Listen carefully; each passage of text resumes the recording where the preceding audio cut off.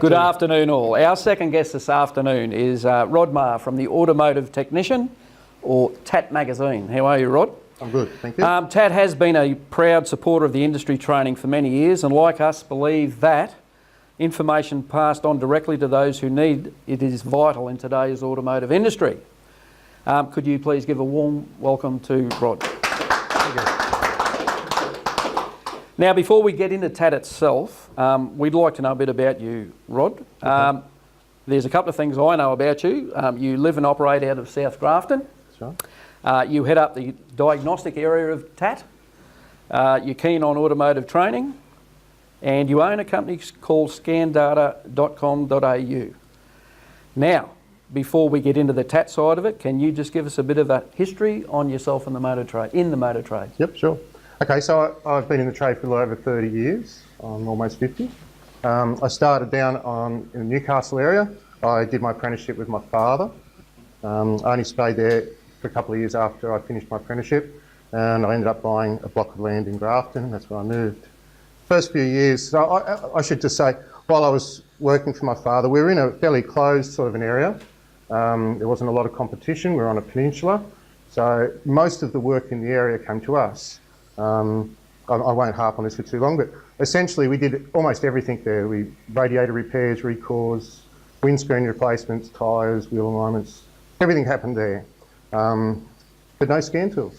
This was in the late 80s, and at that stage I'd never held a scan tool, which was pretty weird because I've always been a geek. I've always loved electronics, always been into computers. But yeah, I just never had that opportunity for scan. Well, that leads me into what got you interested in scan data, and why did you set up a company to deal with it? So I'll just move forward a little bit. So after I left, my wife and I found a property in Grafton, so we purchased the property. When I first moved there, my funny looking flat top hair scared a lot of the very conservative Graftonians, and I had a lot of trouble finding a workshop. So I ended up reluctantly, because I needed to make money, I ended up working at a car yard for a while. Okay. It was the worst few years of my life working for a car yard. I wouldn't say I got high ethics, but I was definitely higher than the standards that they'd set at the car yard. So I was in the meantime looking around for workshops, and within 3 years of working at the car yard, I found a shop in South Grafton in the main street. I snapped it up, and I've been there now for 20 years. Wow, 20 years. Yeah, 20 years this year. I started in '98. So it's still going? I'm still there. I'm still on my own. I've been a solo operator all the time. I'm a bit of a control freak. I've tried having staff, but I don't say I've got high standards, but I don't tolerate stupidity or errors in judgment. So I've just always found that I'm better working on my own. Okay. I like that. I like the pace that I set myself. Yeah.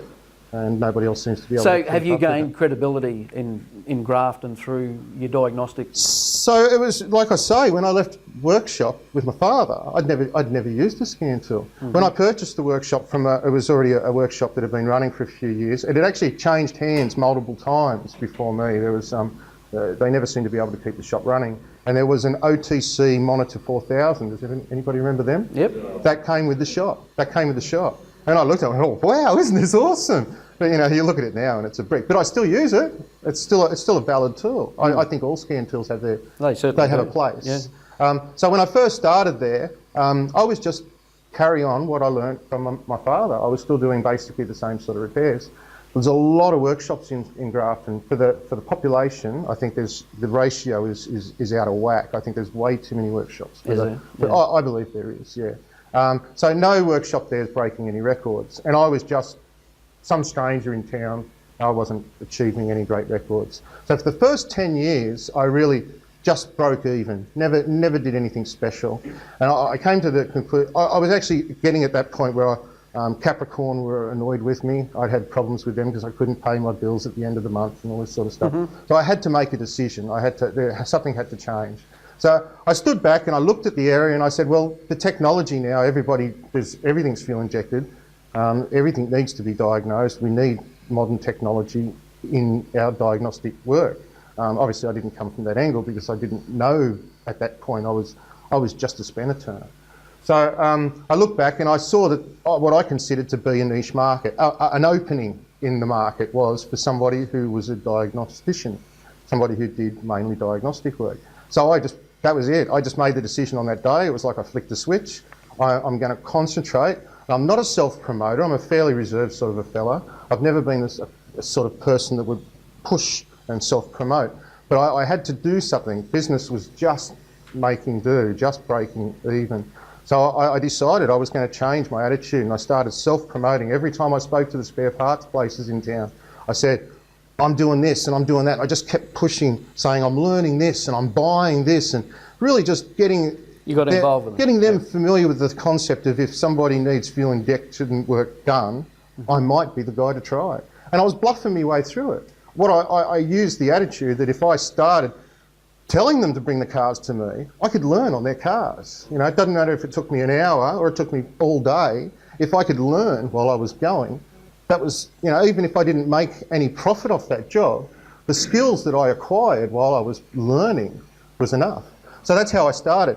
And I also made a conscious effort that I always stayed in debt on a scan tool or a scope or some sort of diagnostic equipment.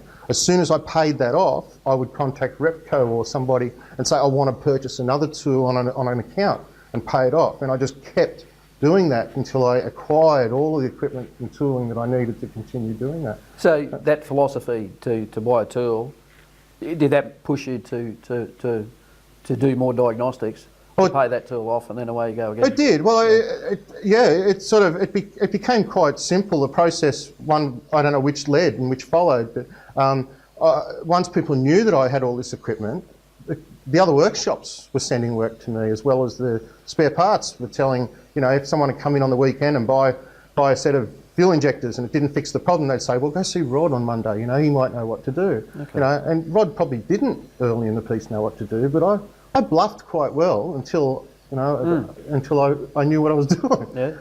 But in the process, this is early in the piece, so this was 10 years after I'd started the business. So within the first couple of years of that second half of the business's life, in that 12-year period, I decided to step it up a bit. So I don't know whether any of you guys Auto Nerds members? Any of you guys familiar with a company called Auto Nerds? Okay, so I purchased, one of the first tools I purchased, I had the OTC 4000. So the next tool I bought was a G-Scan 1. And then once I had that for a while, speaking to Mount Auto Equip, they suggested I buy a picoscope. So I bought a picoscope. And that changed my life. Once I owned an oscilloscope, and a good oscilloscope, that changed my life. I was hooked. I'd never been very good at electrical. I was average. You know, my father taught me well. He was a great mechanic, but he was no electrical wizard. So I was even a little uncomfortable using just a plain old multimeter. But for some reason, seeing voltage against time on a screen, it was just like someone clicked a switch. It was a light bulb moment.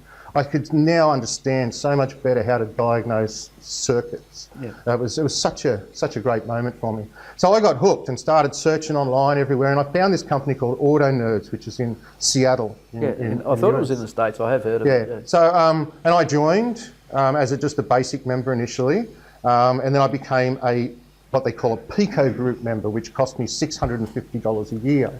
Pretty expensive, but what you'd learn in that area was just phenomenal, absolutely phenomenal.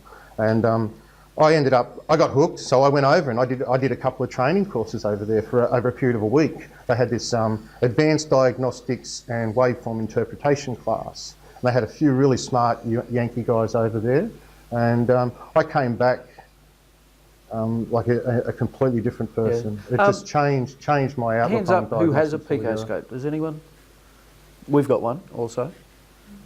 I've got 5 scopes, Snap-on, an old OTC and the Pico, and look, honestly, I don't think anything comes close to the Pico. It's just a phenomenal scope. Yeah, they are. They're excellent. They are. They're a bit hard to drive initially, but once you're over that learning curve. I think the thing that I did what everybody does. I started off on the presets, but I think if you can force yourself off the presets early in the piece and start learning how to set up your time base and your scaling and everything yourself manually, it really gets you going. Yeah, certainly. Okay, so just moving forward a little bit, can you just explain how you got involved with TAP? Okay, sorry, I'll just go back. You asked me about the scan data and I didn't really get there. Oh, you didn't. I didn't really get there. So scan data, so what happened in that last 10 years where I've become a bit of a diagnostic guy in town, every other shop with troublesome cars dumps them on me now. I don't know whether that's a good thing, but I enjoy the challenge. So I started to buy a lot of scan tools. As I say, I was paying them off. As soon as I paid one off, I'd buy another one. I've now got 24 scan tools. So when I started getting right into it, I'm looking at all these different makes and models that are coming in and all these different modules in the cars and all these lengths of PIDs, and how the hell am I going to remember all these, you know? Just can't do it. So I put a folder on the desktop on my computer and I put in Ford, Holden, Toyota, Nissan, Mazda, and I just started copying. When a good car had come in for a service, I'd go through and I'd capture the data. What inspired me was the Pico group, the Pico scope guys. Yeah. They were doing it with known good waveforms. So it's sort of, I thought, well, why can't I do the same thing? And I had a Boyce Auto Library subscription, and back in the old days, Mark Boyce used to do that. He added Keon Engine off Idle 2000, but he let that go a long time ago. It's still in his database there, but you know, we're talking XF Falcons and stuff like that. Yep. So those two ideas, I thought, well, you know, there's value in that. There's something to be said about having that known good reference. So I just started everything, you know, even if a car come in for a rego and they're just gone for a wander down the street, you know, I'd tell them 30 minutes instead of 15 minutes, and I'd use the next 15 minutes copying their data. And I'd put that in my folder, and you know, I just kept building and building. Eventually it got so big that I thought it's just not practical for me to be doing it on my own. I should be sharing this. So a few of my mates from the Auto Nerds Pico group I told about, and we started, I opened up a website, scandata.com.au, and I gave them exclusive access. There was about 15 of us, and you know, we were all from around the country, and there was a couple of Yankees there as well, and they just copied known good data. And it didn't have to be just engine control module, it was from body and chassis and network, and it was everything from a car. Okay. And we were just adding this known good data. But when we've got one that comes in and we just don't know what the heck the value should be. Yeah, right. And that's how it evolved. That was the creation of it initially. So specific vehicles you did it with? Or any vehicle. No, it was any vehicle. Any vehicle that come in, as long as we set some standards, as long as the vehicle ran well, the fuel trims were close to zero, yep. It had no drivability complaints, and it didn't have any DTCs. Yep. If it didn't have any faults that were obvious, we considered that a good specimen, and we would add that to the database. So you'd capture data like crank sensors. Well, that's the waveform data. Yep. Yeah, that was that. But then there's the scan data, which is so this is our scan data database here. So if I just pick a new one that we've had there, we'll go to the next page. So you can see here, sometimes they're only adding engine data. We've got Keon Engine off Idle 2000, but you see some people are adding other things as well. Some of our TAT regular guys, like our technical team, they'll fill it up with a couple of rows. They'll do mirror control modules, door control modules, everything. They'll go right through, like there might be 26 modules, and they'll collect data on all 26 of them. But you can see there, it's a little limited in that little pocket that I've just shown you there. But so if we just open up one, it's hard to touch the screen there. And this is essentially what we're capturing. So it can be off any scan tool, and it doesn't have to be still images. Sometimes we're recording actual live data. You know, that's probably a bad example there, but gives you the idea of what we're talking about. Okay, so we're looking at voltages, we're looking at everything. So we're looking at actual data. We're looking at the data values, what you'd see on your scan tool. And that's used as a guide. So, you know, a lot of guys are still very unfamiliar with using scan tools. Yeah. We're all learning all the time. And you might not have ever seen this Kia Sportage in your shop before, and you might not have any idea why that says -4 degrees. Yep. Yep. No? So it's nice to have that reference value there to compare it. Yeah, right. Okay, that makes sense. Yeah. So that's where it started. It's grown. It's grown at a phenomenal rate. Like if I pull up the member stats now, I think I got that. Yeah. So in our member stats there, you'll see there our total individual file submissions there for the scan data is, what's that, without my glasses on, is that 15,800? 15,866. That's a heck of a lot of data. It certainly is, yeah. Yeah. Well, okay, so that's the scan data side That's of the it. scan data. So I suppose this leads us to how did you get involved with TAP?